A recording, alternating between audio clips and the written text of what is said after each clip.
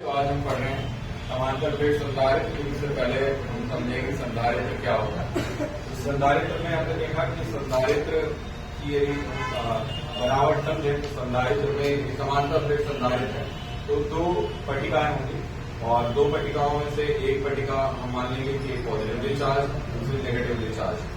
अब पहले धारिता समझते हैं, फिर समांतर प्लेट संधारित्र पढ़ाएंगे। धारिता क्या होती है? जब धारिता की बात करते हैं, यदि कोई समांतर प्लेट संधारित्र है तो उस पर यदि कुछ आवेश है प्लेटों के मध्य और विभवांतर V है तो जो Q और V दोनों कैसे होंगे? समानुपाती। कैसे होंगे? समानुपाती। मतलब आवेश और विभव दोनों समानुपाती होंगे और जितना हम विभव बढ़ाएंगे उतना ही ज्यादा आवेश बढ़ता जाएगा, उतना ही ज्यादा आवेश संग्रहित होता जाएगा। इसका अर्थ ये है कि समांतर प्लेट संधारित्र का काम है ऊर्जा स्टोर करना, ऊर्जा को संग्रहित करना। लेकिन ऊर्जा संग्रहित कैसे होती है? आवेश के रूप में। आवेश के रूप में ऊर्जा संग्रहित होती है समांतर प्लेट संधारित्र में। यहाँ से समानुपाती चिन्ह हटाया तो क्या एक कांस्टेंट आ गया C, और C क्या होता है? संधारित्र की धारिता।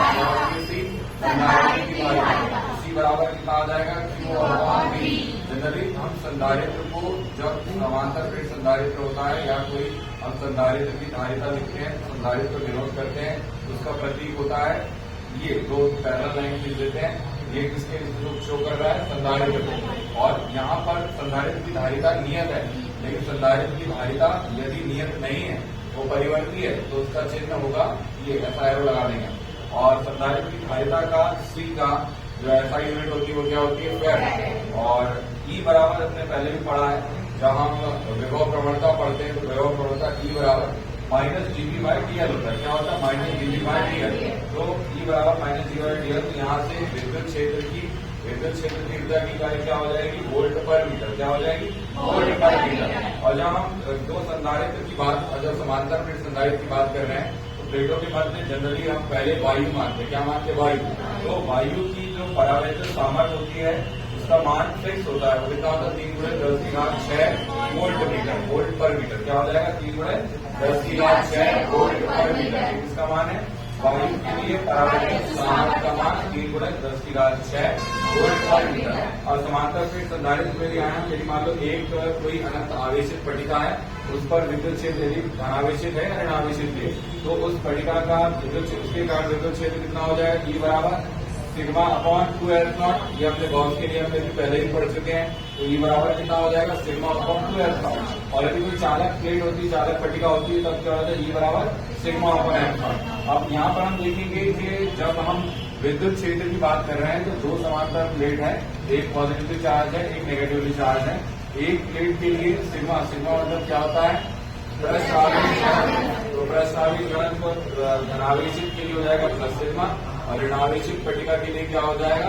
Minus sigma. सिग्मा मतलब पृष्ठ आवेश घनत्व। तो पृष्ठ आवेश यहाँ पे दो हमने पट्टिका ली और पहले हम दो पट्टिका विद्युत क्षेत्र की बात करते हैं। यदि पॉजिटिवली चार्ज प्लेट है, धनावेशित यदि पट्टिका है तो विद्युत क्षेत्र कहाँ होगा? बाहर की तरफ। कहाँ होगा? बाहर की तरफ।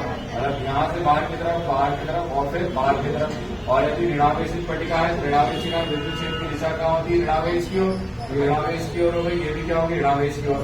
अब ये दोनों ही विद्युत क्षेत्र समान है लेफ्ट और राइट में, तो दोनों को योग करेंगे तो कितना हो जाएगा? 0। कुल विद्युत क्षेत्र बाहरी क्षेत्रों में कितना आ जाएगा? 0 आ जाएगा। और भीतरी क्षेत्रों में दोनों जुड़ जाएंगे तो σ/2S0 प्लस σ/2S0 कितना आ जाएगा? σ/M0। तो समांतर प्लेट संधारित्र के बीच में विद्युत क्षेत्र कितना हो जाता है? σ/M0। तो E बराबर कितना हो गया? Q/M0A। अब ये फॉर्मूला कहाँ से आ जाएगा? जब हम बात करते हैं विद्युत क्षेत्र निकाल रहे हैं, विद्युत क्षेत्र में हमने सिग्मा का मान रख दिया। किसका मान रख दिया? सिग्मा। सिग्मा बराबर कितना होता है? Q/A। क्या होता है? Q/A। हमने पढ़ा था गॉस के नियम के अनुप्रयोग में, यहाँ पर सिग्मा बराबर पृष्ठ आवेश घनत्व dQ/ds होता है। क्या होता है? dQ/ds। तो कुल आवेश कितना हो गया? Q। और क्षेत्रफल कुल कितना हो गया? A। तो सिग्मा बराबर कितना हो गया? Q/A। तो सिग्मा की जगह क्या रख दिया हमने? Q/A। तो E बराबर कितना हो गया? Q/ε0A। क्या हो गया? E बराबर दो समांतर प्लेट संधारित्र के बीच में जो क्षेत्रफल है वो कितना? σ/ε0 था। सिग्मा का मान हमने क्या रखा? Q/A। सिग्मा की जगह क्या रखते हैं? Q/A। तो विद्युत क्षेत्रफल कितना हो गया? विद्युत क्षेत्र कितना हो गया? Q/A।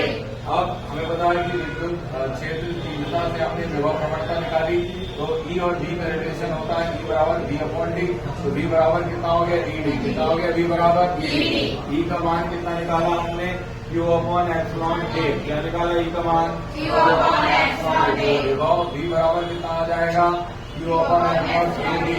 और अभी हमने बताया कि सी बराबर कितना होता है, संधारित्र की धारिता सी बराबर क्यू अपॉन वी।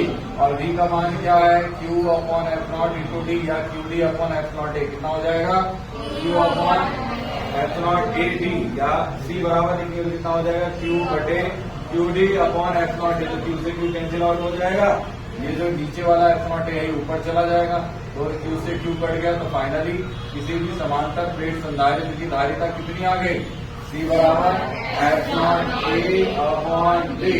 और थोड़ी देर पहले हमने कहा था कि जब हम पढ़ रहे थे इसमें हमने थ्योरी में बताया कि जो धारिता है क्यू और वी में निर्भर नहीं करती है, क्यू और वी पे निर्भर नहीं करती है। और ये किस पर निर्भर करती है, क्षेत्रफल पर निर्भर करती है और दूरी पर निर्भर करती है। क्षेत्रफल मतलब प्लेटों के क्षेत्रफल पर, तो प्लेटों का क्षेत्रफल कितना है, ए। दूरी कितनी है प्लेटों के बीच, डी। तो सी समानुपाती क्या हो गया, ए। समानुपाती क्या हो गया, डी। कितना हो गया समानुपाती, डी।